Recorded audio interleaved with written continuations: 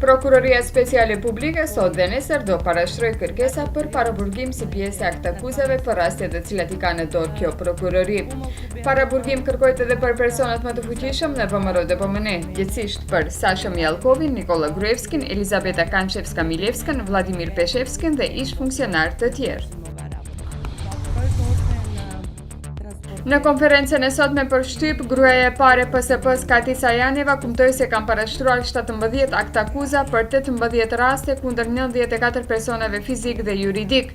Materialet e të gjithë rasteve ishin vendosur në paketime të mëdha, të cilët që sot do dërgojnë në gjykatën penale. Janeva theksoi se aktakuzat janë si rezultat i punës së 10 mujore të prokurorisë me të cilën udhëheq ajo.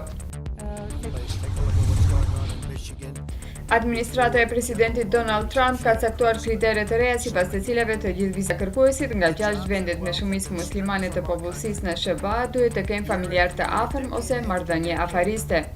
Vizakërkuesit duhet të dëshmojnë se kanë familjar, bashkëshorte, fëmijë, djalë, vajzë ose dhëndër në SBA. Gjyshi, gjyqja daja dhe të fejuarit nuk konsiderohen si familjar të afërt.